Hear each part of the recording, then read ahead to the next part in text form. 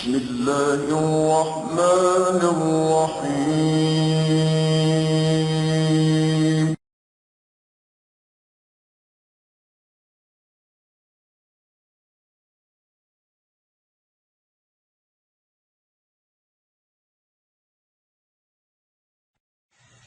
نحمده ونصلي ونسلم علی رسول الکریم اما بعد فاعوذ باللہ من الشیطان الرجیم بسم اللہ الرحمن الرحیم اللہم صلی علی سیدنا مولانا محمد وعلی آل سیدنا مولانا محمد وبارک وسلم وصلی علیہ. عزیز طلباء و طالبات، ہم نے گزشتہ لیکچر میں حدیث کی صحت کے حوالے سے چند معروضات میں نے آپ کے سامنے پیش کی تھی. یہ اس لیے تھوڑی سی تمہیدی ہم جو ہے وہ یہ لیکچر گفتگو کر رہے ہیں کیونکہ اس کے بعد ہم نے حدیث کی اقسام بلحاظ صحت یعنی کہ صحت کے اعتبار سے اور حدیث کی اقسام بلحاظ روایت کے اعتبار سے ہم نے انشاءاللہ اس کو پڑھنا ہے. تو گزشتہ لیکچر میں ہم نے صحت کے حوالے سے کچھ بحث کی تھی کہ حدیث کی صحت سے کیا مراد ہے. وہ چیزیں باتیں ہم نے ڈسکس کر لی تھیں کہ حدیث کی صحت کے لیے راوی کا جو ہے وہ کون سی 5 خصوصیات ہیں جو کہ اس کے اندر ہونا بہت لازمی ہے. وہ علل سے پاک ہو، شذوذ سے پاک ہو، ٹھیک ہے، اس کا ضبط صحیح ہو، ٹھیک ہے، اس کے بعد جو ہے وہ ثقہ ہو، ٹھیک ہے، راوی ثقہ ہو. تو کچھ چند ایک ہم نے جو ہے وہ ڈسکس کی، ہم نے بحث کی تھی. تو آج بیٹا ہم جو ہے روایتی حدیث میں اسناد کی اہمیت، یعنی کہ جب ہم نے حدیث کی اقسام بلحاظ روایت یا اسناد وہ ہم نے پڑھنی ہے، تو اس سے پہلے یہ تھوڑا سا سمجھنا ضروری ہے کہ روایتی حدیث میں اسناد کی اہمیت کیا ہے. تو اس سلسلے میں سب سے پہلے ہم قرآن پاک میں سے سند کی اہمیت کے حوالے سے ہم کچھ آیات کا ذکر کریں گے کہ اللہ تعالیٰ نے سند کی اہمیت جو ہے وہ کیا بیان کی ہے. اعوذ باللہ من الشیطان الرجیم بسم اللہ الرحمن الرحیم. قال اللہ تعالیٰ فی قرآن مجید سورۃ البقرہ ورس نمبر 111 وَقَالُوا لَن يُدْخَلَ الْجَنَّةَ إِلَّا مَنْ كَانَ هُودًا أَوْ نَصَارَىٰ تِلْكَ أَمَانِيُّهُمْ قُلْ هَاتُوا بُرْهَانَكُمْ إِن كُنتُمْ صَادِقِينَ. اور اے اہل کتاب کہتے ہیں کہ جنت میں ہرگز کوئی بھی داخل نہیں ہوگا سوائے اس کے کہ وہ یہودی ہو یا نصرانی. یہ ان کی باطل امیدیں ہیں. آپ فرما دیں کہ اگر تم اپنے دعوے میں سچے ہو تو اپنی اس خواہش پر سند لاؤ. یہاں پہ اللہ تعالیٰ نے لفظ برہانہ کا سند کے طور پہ استعمال کیا ہے، یعنی کوئی دلیل یا کوئی سند لے کے آؤ اگر تم اپنے جو ہے وہ قول میں سچے ہو. سند ثبوت کو بھی کہتے ہیں. پھر دوسری جگہ سورہ آل عمران میں ورس نمبر 151 سَنُلْقِي فِي قُلُوبِ الَّذِينَ كَفَرُوا الرُّعْبَ بِمَا أَشْرَكُوا بِاللَّهِ مَا لَمْ يُنَزِّلْ بِهِ سُلْطَانًا وَمَأْوَاهُمُ النَّارُ وَبِئْسَ مَثْوَى الظَّالِمِينَ. ہمارے قریب کافروں کے دلوں میں تمہارا رعب ڈال دیں گے اس وجہ سے کہ انہوں نے اس چیز کو اللہ کا شریک ٹھہرایا جس کے لیے اللہ نے کوئی سند ہی نہیں اتاری، اور ان کا ٹھکانہ دوزخ ہے اور ظالموں کا وہ ٹھکانہ بہت ہی برا ہے. اس طرح اور بھی آیات ہیں، ان میں سے چند آیات جو ہیں وہ ہم ان کا جو ہے وہ ذکر کریں گے. پہلی 2 آیات میں ہم نے سند کے حوالے سے جو ہے وہ بیان کر چکے. ابھی جو ہے وہ آیت نمبر 15 ہے، سورہ قاف ہے. هؤلاء قوم اتخذوا من دونه آلهة لولا يأتون عليهم بسلطان بين فمن أظلم ممن افترى على الله كذبا. اللہ تعالیٰ قرآن پاک میں فرماتا ہے کہ یہ ہماری قوم کے لوگ ہیں جنہوں نے اس کے سوا کوئی معبود بنا لیے ہیں، تو یہ ان کے معبود ہونے پر کوئی واضح سند کیوں نہیں لاتے؟ سو اس سے بڑھ کر ظالم کون ہوگا جو اللہ پر جھوٹا بہتان باندھے، یہ جھوٹا بہتان باندھتا ہے. اس طرح دوسری آیت میں فرمایا کہ امتخذوا من دونہ الہٰ قل ہاتوا برہانکم ھذا ذکر من معی و ذکر من قبلی بل اکثرهم لا یعلمون الحق فهم معرضون. یعنی برہانہ کا دوبارہ لفظ سند کے لیے استعمال کیا گیا یہاں پر بھی کہ کیا ان کافروں نے اسے چھوڑ کر اور معبود بنا لیے اور فرما دیجئے اپنی دلیل لاؤ. یہ قرآن ان لوگوں کا ذکر ہے جو میرے ساتھ ہیں اور ان کا بھی ذکر ہے جو مجھ سے پہلے تھے، بلکہ ان میں سے اکثر لوگ حق کو نہیں جانتے، اس لیے وہ اس سے روگردانی کیے ہوئے ہیں. تو یہ برہانہ کا لفظ جو ہے اللہ تعالیٰ نے قرآن پاک میں متعدد بار جو ہے وہ استعمال کیا ہے سند کے طور پہ. یہ دلیل اور سند کے طور پہ پھر کیوں نہیں تم جو ہے وہ لے کے آتے، واضح ثبوت کیوں نہیں لے کے آتے. اس طرح ورس نمبر 4 ہے کہ قل ارائیتم ما تدعون من دون اللہ ارونی ماذا خلق من الارض ام لهم شرک فی السماوات ایتونی بکتاب من قبل ھذا او اثرۃ من علم ان کنتم صادقین. آپ فرما دیں کہ مجھے بتاؤ تو کہ جن بتوں کی تم اللہ کے سوا عبادت کرتے ہو مجھے دکھاؤ کہ انہوں نے زمین میں کیا چیز تخلیق کی ہے. مانو کی تخلیق میں ان کی کوئی شراکت ہے تو میرے پاس اس قرآن سے پہلے کوئی کتاب یا اگلوں کے علم کا کوئی بقیہ ایسا جو منقول چلا آ رہا ہو، یہ سند کے طور پہ ثبوت کے طور پہ پیش کرو اگر تم سچے ہو. تو آپ نے دیکھا کہ اللہ تعالیٰ نے قرآن پاک میں کس طریقے سے سند کا جو ہے وہ ذکر کیا. اب ہم چند احادیث نبی صلی اللہ علیہ وآلہ وسلم کے تحت سند کا جو ہے وہ معنی اور مفہوم جاننے کی کوشش کرتے ہیں کہ سند اثر کس کو کہتے ہیں. تو سب سے پہلی حدیث ہے آقا علیہ الصلوۃ والسلام کی کہ آقا علیہ السلام نے فرمایا تعلموا ان للاسناد مکانۃ و اہمیت فی الاسلام، کہ سند کی جو ہے وہ اس کو سکھانا، ہم جانتے ہیں کہ سند کی جو ہے وہ اسلام میں بہت بڑی اہمیت ہے. اذا الاصل فی ذلک ترک امت لہذا دین یعنی صحابہ رضوان اللہ علیہم اجمعین، کہ اس کے ذریعے جو ہے وہ دین اسلام ہم نے صحابہ کرام رضوان اللہ اجمعین سے ہم نے اس متصل سند کے ذریعے سمجھا. وَهُمْ تَلَقَّهُ رسول رب العالمین محمد صلی اللہ علیہ وسلم، اور یہ سند پھر جو ہے آقا علیہ السلام کا جا پہنچتی ہے. وَتَلَقَّى رب العزت والجلال، اور آقا علیہ السلام کے واسطہ سے پھر اللہ رب العزت تک یہ سند پہنچتی ہے، اور بغیر واسطہ، بغیر کسی واسطہ کے لیے. کما وہ معلوم من اقسام الوحی، جس طرح کہ ہمیں بہت سے وحی کے اقسام ہے یہ پتہ چلتا ہے. وَكَذَلِكَ وسیلۃ التمییز الحدیث الصحیحۃ من الصحیفہ مما یترتب علیہ معرفۃ الاحکام اور تعلیم الدین. اس سے ہمیں جو ہے وہ کسی بھی حدیث کی صحیح حدیث جو ہے وہ معلوم کرنے کے لیے اگر سند کو مد نظر رکھیں گے تو ہمیں اس کی حدیث کا صحیح ہونا یا موضوع ہونا وہ ہمیں جو ہے وہ نظر آئے. اعوذ باللہ من الشیطان الرجیم، بسم اللہ الرحمن الرحیم. یہ ہم جو ہے وہ بات کر رہے ہیں سند کی. تو سب سے پہلے ہم تھوڑا سا یہ ذکر کرتے ہیں کہ سند اور اسناد کے لغوی معنی کیا ہوتے ہیں. لغت میں اسناد کا مصدر ہے اسندا، اسناد جو اسندا کا مصدر ہے اور یہ سند سے مشتق ہے. ابن منظور افریقی نے لسان عرب میں اور ابن الاسیر نے نہایا فی غریب الاثر میں لکھا ہے کہ لغت میں سند سے مراد پہاڑ یا وادی کے سامنے والا وہ حصہ جو زمین سے بلند ہو. یہ پہاڑ یا وادی کے سامنے وہ حصہ جو زمین سے بلند ہو، اور اسی سے سنود القوم فی الجبل کا معنی ہے لوگوں کا پہاڑ پر چڑھنا.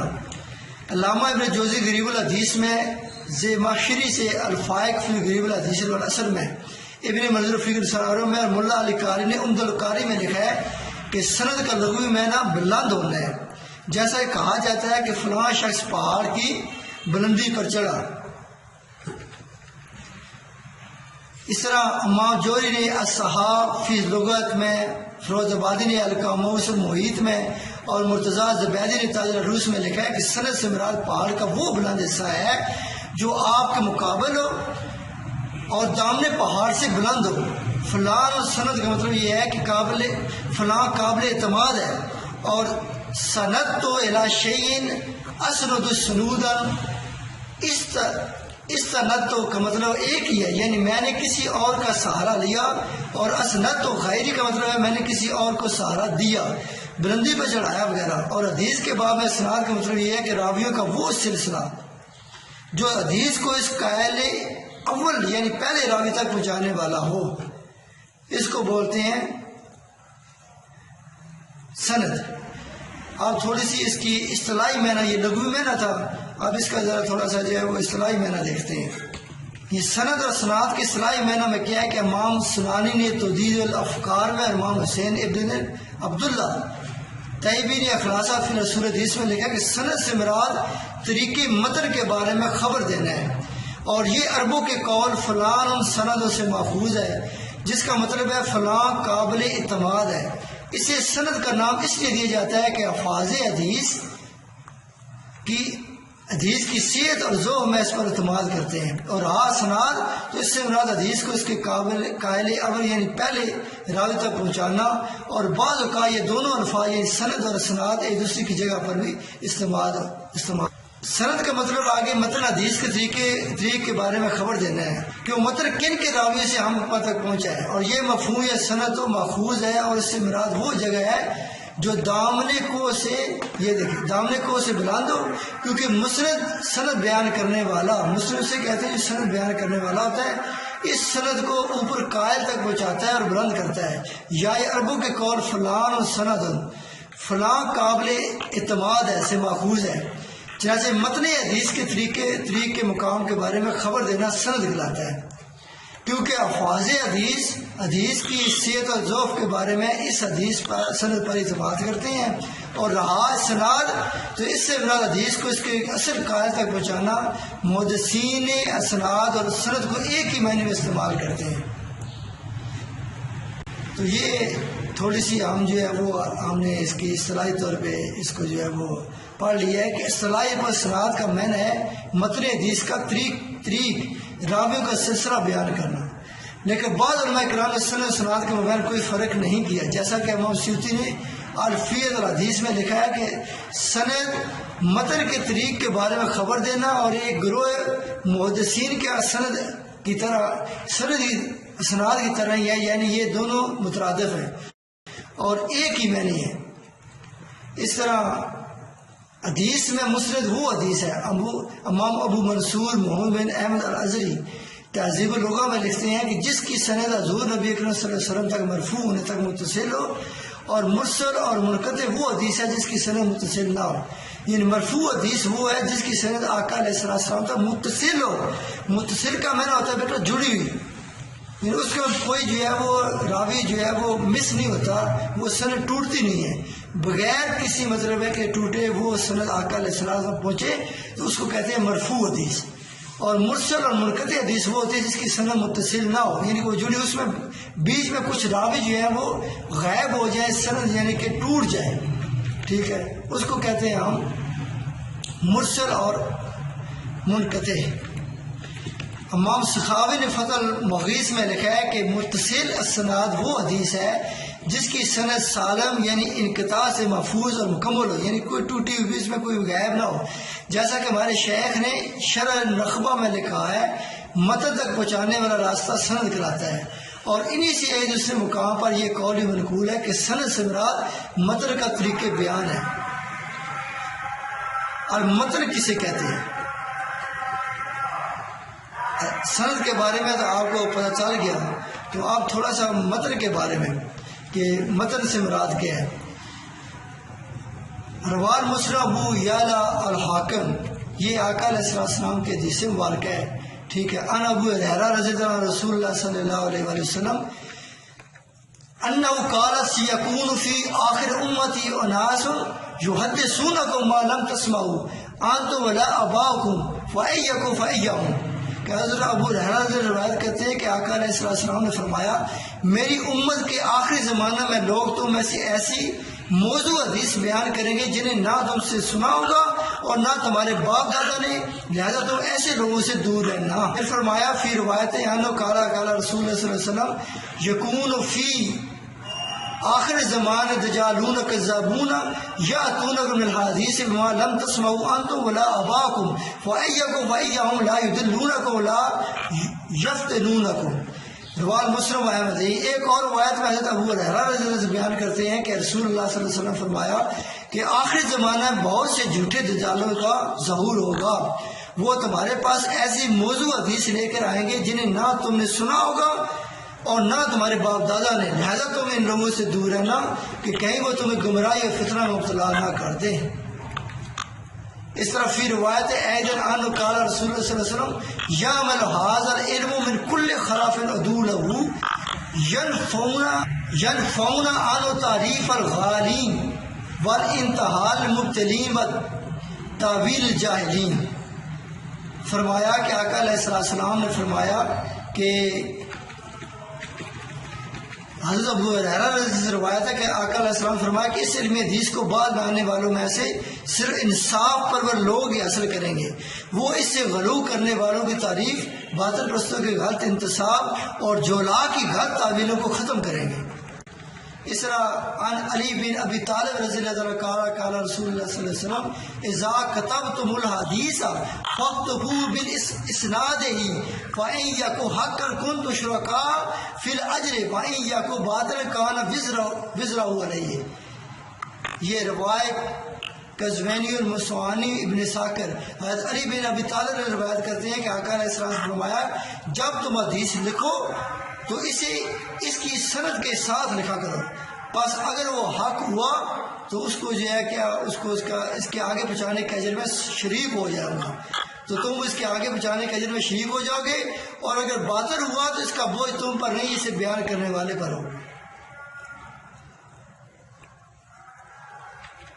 اس طرح آقا علیہ السلام کی ایک اور حدیث ہے کہ ان ابن عمر رضی اللہ تعالیٰ عنہ نبی صلی اللہ علیہ وسلم انہو قال یا ابن عمر دینو کا انما هو لامک و دامک فانظر امن تاخذ خذ عن الذین استقاموا ولا تاخذ عن الذین مالوا۔ حضرت عبداللہ بن عمر رضی اللہ عنہ سے روایت کرتے ہیں کہ آقا علیہ السلام نے فرمایا ابن عمر تمہارا دین ہے، بے شک وہ دن تمہارا گوشت اور خون ہے، لہذا تم غور کیا کرو کہ اپنا دین کس سے لے رہے ہو، اپنا دین ان لوگوں سے لو جو ثابت قدم رہے، اور اپنا دین ان سے نہ لو جو پھر جائے، اس سے کمزور عقیدہ کے حامل اور متلمن مزاج کے لوگ مراد ہیں۔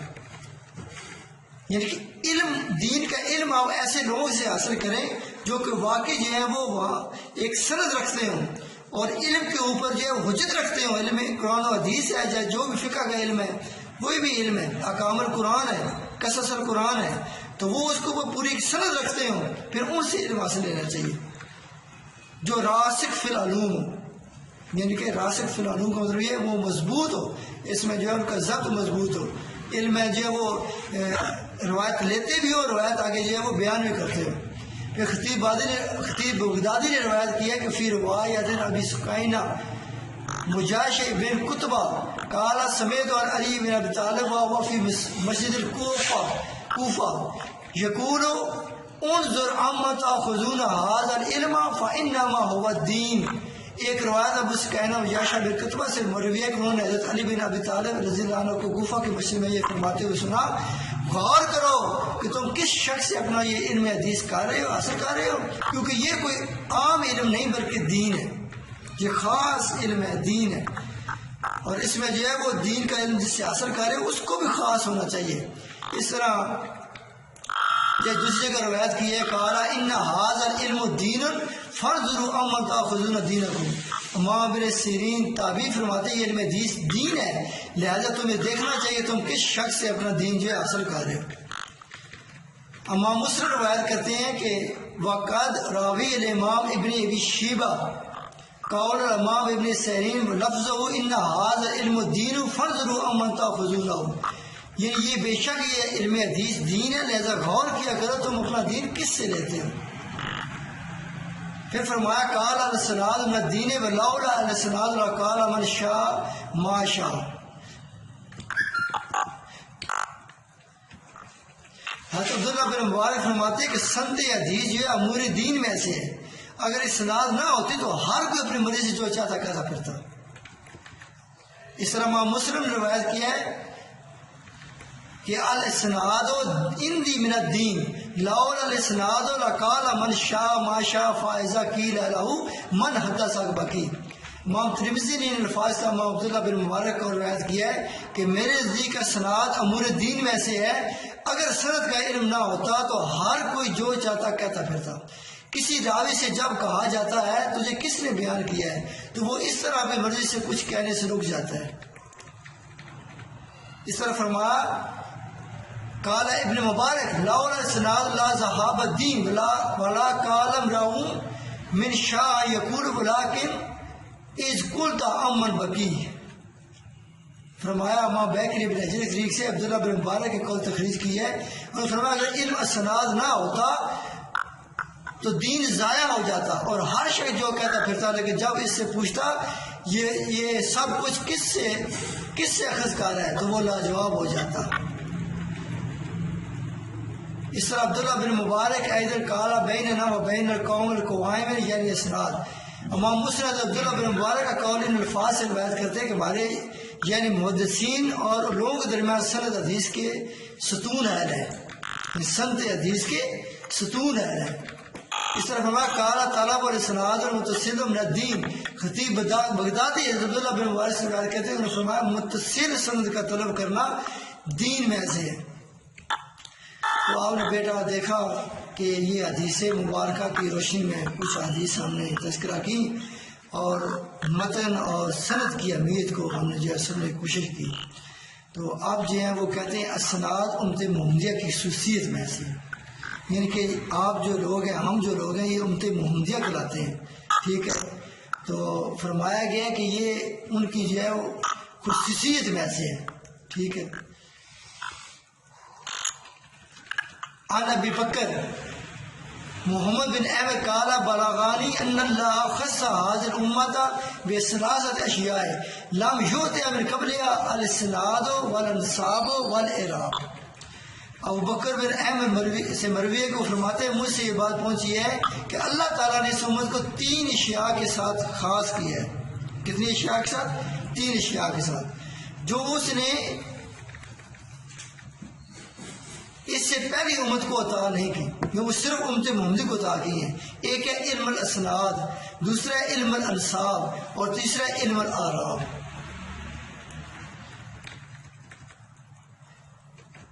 پھر جو ہے وہ راوی خضر البغدادی کہتے قال سمعت محمد بن حاتم بن مظفر يقول ان الله اكرم هذه الامه وشرفها وفضلها بالاسناد وليس لهذا من الامم كلها قديمهم وحديث اسناد وانما هي صحف في ايديهم وقد خالطوا بكتب اخبارهم وليس عندهم تمييز بين ما نزل من التوراة والانجيل مما جاءهم به انبیاءهم وتمیز.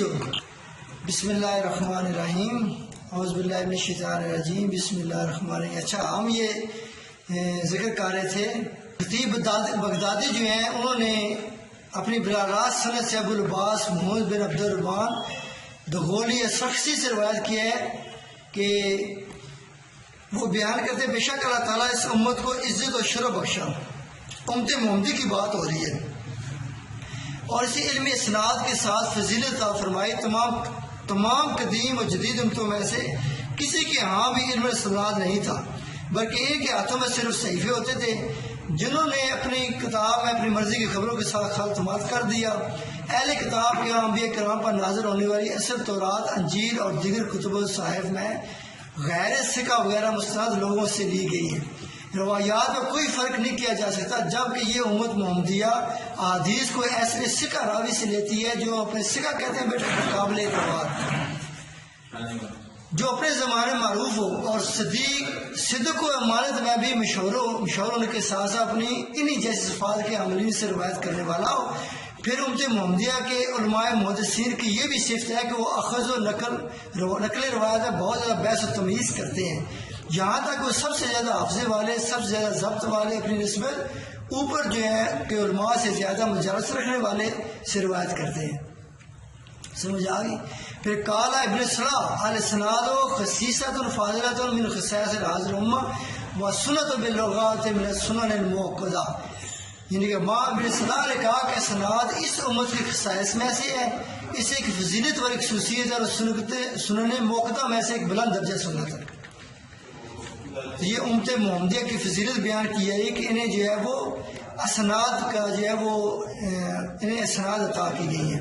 علامہ ابن تیمیہ اپنی کتاب منہاج السنہ و نبویہ میں لکھتے ہیں کہ اسناد اس امت کی خصائص میں سے ایک خصوصیت ہے، اور وہ اسلام کے خصائص میں بھی ہے، پھر وہ اسلام اہل سنت کے خصائص میں سے ہے، اور حافظ اسناد کا سب سے کم اہتمام کرتے ہیں کیونکہ وہ صرف اسی حدیث کی تصدیق کرتے ہیں جو ان کی خواہشات نفس کے مطابق ہو، اور اس کے جھوٹے ہونے کی علامت ان کے نزدیک یہ ہوتی ہے کہ ان کی خواہش نفس کی مخالفت کرنے والی ہو۔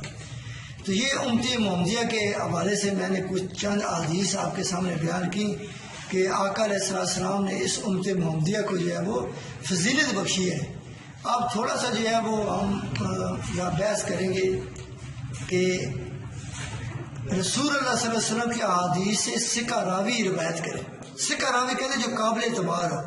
یہ آقا علیہ السلام کی جو حدیث ہے وہ صرف سکہ راوی جو ہے وہی جو ہے وہ اس اعتبار کے قابل ہو سکتا ہے کہ وہ جو ہے وہ حدیث روایت کرے۔ اس میں کیا کہتے ہیں؟ الامام مسلم ترجم الباب فی مقدمۃ صحیحہ باب وجیب روایہ سے قید ترک الکذابین و تحذیر من الکذب علی رسول اللہ صلی اللہ علیہ وسلم وروا عن مصر قال سمعت سعد بن ابراہیم یقول لا یحدث عن رسول اللہ صلی اللہ علیہ وسلم الا الثقات۔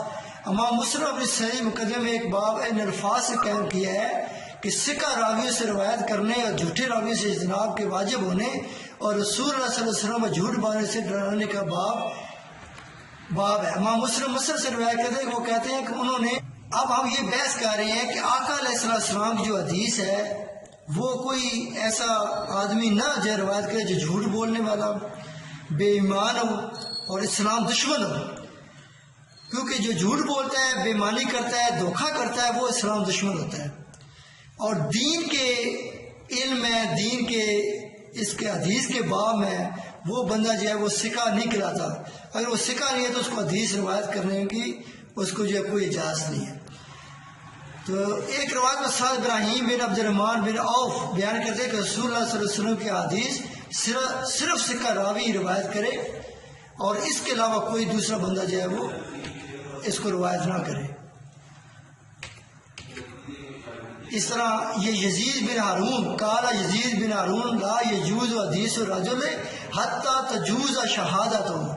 یزید بن ہارون نے کہا کہ انسان کی روایت حدیث اس وقت تک جائز نہیں ہے جب تک اس کی شہادت جائز نہ ہو، یعنی کہ وہ گواہی دینے کے قابل اگر بندہ نہ ہو تو اس کو اس سے حدیث لینا بھی جو ہے وہ صحیح نہیں ہے، کیونکہ یہ بھی تو ایک گواہی ہے کہ آقا علیہ السلام کی ایک حدیث آگے بیان کر رہے ہیں، تو آپ اس بات کی گواہی دے رہے ہیں کہ میں آقا علیہ السلام کے لیے حدیث آگے بیان کر رہا ہوں، جو بھی بات ہے۔ اور آگے ہے اسناد مومن کا ہتھیار اور عالم کی سیڑھی ہے۔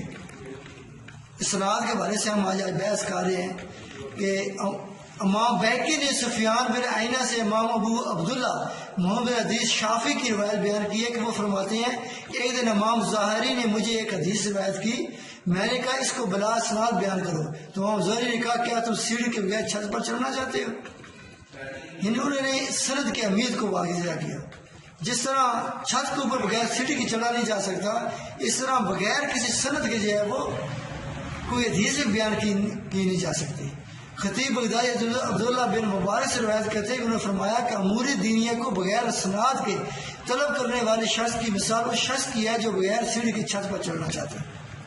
یہ سند اور روایت کی اہمیت ہے۔ آج انشاءاللہ ہم اسی کو ختم کریں گے۔ پھر خطیب بغدادی بن رجب حنبلی نے الحال بن علاء کے طریق سے روایت کی ہے کہ اپنے والد سے سوال کرتے ہیں کہ انہوں نے ابن عینہ سے سنا اور انہیں ان کے بھائی نے کہا کہ انہیں سند کے بغیر حدیث بیان کرو، تو سفیان نے کہا اسے دیکھو مجھے حکم دیتا ہے کہ میں بغیر سیڑھی کی چھت پر چڑھوں۔ ٹھیک ہے، تو یہ جو ہے وہ بغیر چھت کے سیڑھی پہ چڑھنے سے مراد یہی ہے کہ بغیر سند کی جو حدیث بیان کر دینا۔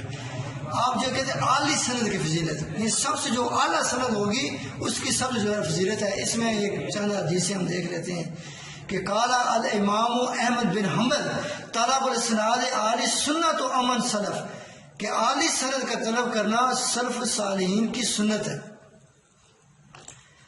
سلف صالحین کی سنت ہے۔ اسے امام ابن صلاح نے روایت کی ہے۔ اس طرح فرماتے ہیں کہ امام احمد بن حنبل سے روایت شخص کے بارے میں پوچھا گیا جو اعلی سند طلب کرتا ہے، آج فرمایا اعلی سند کا طلب کرنا سلف صالحین کی سنت ہے، کیونکہ حضرت عبداللہ کے اصحاب کوفہ سے مدینہ کی طرف سفر کرتے، حضرت عمر رضی اللہ عنہ سے علم حاصل کرتے اور ان سے براہ راست احادیث کا سماع کرتے۔ پھر یحییٰ بن معین نے مرض وصال میں پوچھا گیا کہ آپ کی خواہش کیا ہے، آپ نے فرمایا خالی گھر اور اعلی سند۔ تو یہ اعلی سند کی جو ہے وہ اللہ تعالیٰ کے ہاں جو ہے وہ بہت زیادہ، یہ ایک حدیث بہت بڑے زاہد اور عالم محمد بن اسلم توسی سے مروی فرماتے ہیں کہ سند کا قرب اللہ تعالیٰ کا قرب ہے، یہ جتنی اعلی سند ہوگی اتنی اللہ تعالیٰ کا قرب حاصل ہوگا۔ پھر فرمایا کہ بندہ اس وقت اپنے دین کے معاملے بے راہ روا اور غیر پختہ رہتا ہے جب تک وہ سند طلب نہیں کرتا، یعنی اعلی سند رکھنے والے شیخ استاد سے دین حاصل نہیں کرتا۔ تو یہ چند حدیث ہم نے جو ہے وہ بیان کی۔ اب علم حدیث میں 5 اقسام کے علو مطلوب ہوتے ہیں، علو کا مطلب بلندی، یہ سند صحیح کے ساتھ رسول اللہ صلی اللہ علیہ وسلم سے قرب زبانی رکھنا، جیسا کہ امام حنیفہ کی احادیات، یہ وہ حدیث جس میں رسول اللہ صلی اللہ علیہ وسلم تک ایک واسطہ، اسے کہتے ہیں احادیات، اور ثنائیات جس میں 2 واسطے ہوں، اور بخاری کی ثلاثیات جس میں 3 واسطے ہوں۔ اور ائمہ حدیث میں ایسے کسی امام کے ساتھ قربت اگرچہ رسول اللہ صلی اللہ علیہ وسلم تک پہنچنے میں روایت کی کثیر تعداد ہو، صحیح بخاری یا صحیح مسلم یا ان دونوں میں سے کسی ایک یا ان دونوں کے علاوہ بھی دیگر متعمد کتب کی روایت میں سند کا عالی ہو گئے۔ راوی کے وفات کے تقدم کے ذریعے علو ہونا، جیسے 2 اسناد میں روایت کی تعداد برابر ہو تو ان میں سے اسے علو حاصل ہوگا، اسے بلندی حاصل ہوگی جس میں راوی کی وفات دوسرے کی نسبت پہلے ہوئی ہو۔ اور 5 اور آخری جو ہے اس کا پوائنٹ یہ ہے کہ حدیث کی سماع، حدیث کے سماع کا معنی بیٹا ہوتا ہے، سماعت ہوتا ہے سننا، یہ حدیث کا سننا۔ ایک بندہ جو حدیث جو ہے بیان کرتا ہے، دوسرا بندہ سنتا ہے، جیسے میں آپ کو بیان کر رہا ہوں آپ سن رہے ہیں، تو آپ سماعت کر رہے ہیں۔ اولیت و سابقی اعتبار سے حدیث کا عالی مرتبہ ہونا، یعنی شیخ سے سماع کرنے میں سبق جانے کے اعتبار سے حدیث کا عالی مرتبہ ہونا، اس نوع کی زیادہ تر حدیث مذکورہ 12 قسم میں داخل ہوتی ہیں، یعنی آقا علیہ السلام زمانہ قریب ہونے کے اعتبار سے، نہ کہ حسب واسطہ کے اعتبار کی بنا پر، کیونکہ وفات میں احتمال کبھی ہے جس کی وجہ سے واسطہ کم ہو جاتا ہے۔ یہ اس وقت ممتاز ہوتا ہے جب 2 شخص ایک ہی شیخ سے سنتے ہیں اور ان میں سے ایک کا سماع 60 سال پہلے ہوا جبکہ دوسرے کا سماع سے 40 سال پہلے ہوا، دونوں اگرچہ اسی روایت کرنے والے کے اعتبار سے مساوی ہیں لیکن ان کے درمیان کوئی واسطہ بھی نہیں، تاہم ان دونوں میں سے پہلے والا اعلیٰ، یعنی اس کی سند عالی ہے۔ تو اب جن شیوخ سے علم حاصل کیا ہو ان کے حوالے سے آگے بیان کرنا مستحب ہے، یعنی کہ اپنے جو آپ کے شیوخ ہیں جن سے علم حاصل کیا ہو ان سے حدیث آگے روایت کرنا زیادہ مستحسن ہے۔ اس میں ایک حدیث، کچھ چند حدیث ہم دیکھتے ہیں کہ عبداللہ بن مبارک سے مروی ہے، وہ بیان کرتے ہیں کہ امام ابو حنیفہ سے مروی ہے کہ آپ نے فرمایا اس میں کوئی حرج نہیں کہ اگر کوئی شخص علماء کے سامنے حدیث کی قرات کرے پھر اسے آگے روایت کر دے، نیز اس میں کوئی حرج نہیں کہ وہ روایت کرتے وقت اخبارانہ کہے کہ ہمیں فلاں شخص نے بتایا، یہ حدیث کو روایت کرنے کا ایک اصول ہے۔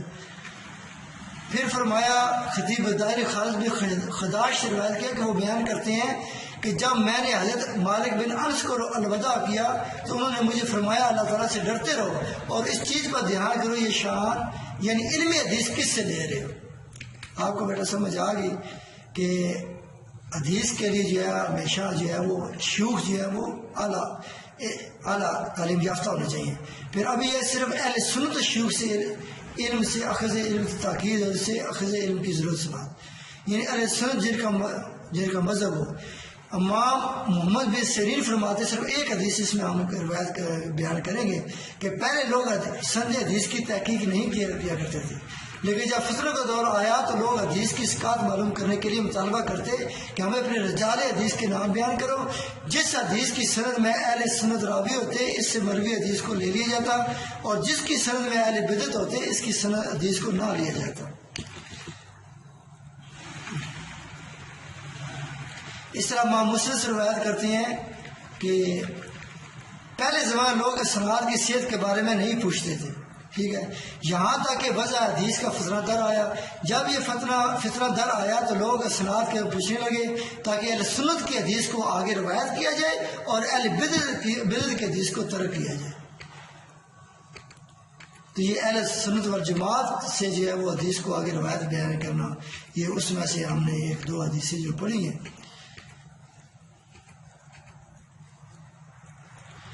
پھر متن کے حوالے سے کہتے ہیں کہ انہوں نے فرمایا کہ بلا اسناد حدیث کی کوئی حیثیت ہے، اور بے شک سند کی حیثیت متون کی سیڑھی ہے جس کے ذریعے ہی اس کے متون تک پہنچا جاتا ہے. متون متن کی جمع ہے، یہ جو حدیث ہوتی ہے اس کو متن بولتے ہیں. اس تک پہنچنے کے لیے ہمیں سند کی ضرورت پڑتی ہے. اس طرح کہتے ہیں نائل شخص سے علم لینے کی ممانعت ہے. نائل سے مراد وہ ہے جس کے علم کام ہو. امام ترمذی نے یحییٰ بن آدم سے روایت کی ہے کہ وہ بیان کرتے ہیں کہ ابو بکر بن عیاش سے کہا گیا بے شک لوگ مسئلے علم پر بیٹھتے ہیں اور لوگ بھی سیکھنے کے لیے ان کے پاس بیٹھتے ہیں حالانکہ وہ اس چیز کے اہل نہیں ہوتے. آپ بیان کرتے ہیں کہ اس پر ابو بکر بن عیاش نے کہا ہر وہ شخص جو مسئلے علم پر بیٹھا ہو اور لوگ بھی اس کے پاس اصول علم کے لیے بیٹھتے ہوں، اس سے وہ متعمد اور ثقہ عالم نہیں قرار پاتا. اللہ تعالیٰ صاحب سنت و سیرت عالم کا ذکر اس کے دنیا سے چلے جانے کے بعد بھی زندہ رکھتا ہے، جبکہ بدعتی کا ذکر پس مرگ ختم ہو جاتا ہے. پھر فرمایا ابو عبد الرحمن مکری ابن لیہ سے روایت کرتے ہیں انہوں نے اہل بدعت لوگوں میں سے ایک شخص کو سنا جو اپنی بدعت سے رجوع کر چکا تھا. وہ کہنے لگا حدیث کے بارے میں خوب غور کرو کہ یہ کس سے لے رہے ہو. بے شک ہم یعنی اہل بدعت و ہوا اپنے دور فتن میں علم کے باب میں جب کوئی رائے سنتے تو اسے حدیث قرار دیتے تھے. اس لیے راوی کے بارے میں خود تحقیق کر لیا کرو کہ کہیں وہ اہل بدعت فتنہ میں ایسا تو نہیں ہے. یہ ایک دو حدیثیں ہم نے جو ہے کہ اہل علم سے ہمیشہ حدیث لینا جو ہے وہ بنتی ہے. پھر فرمایا کہ ائمہ کرام نے روایت لینے کا ارادہ کرتے تو اس کی نماز کو، اس کی حیثیت و شخصیت کو اور عوام میں اس کی شہرت سیرت کو دیکھتے تھے. یہ شرائط رکھتے ہیں. پھر فرماتے کہ جب ہم کسی شخص پر روایت لینے کے لیے آتے تو ہم پہلے اس کی شہرت سیرت کو دیکھتے اور اس کی نماز اور طرز عبادت کو دیکھتے، پھر اس سے روایت لیتے تھے.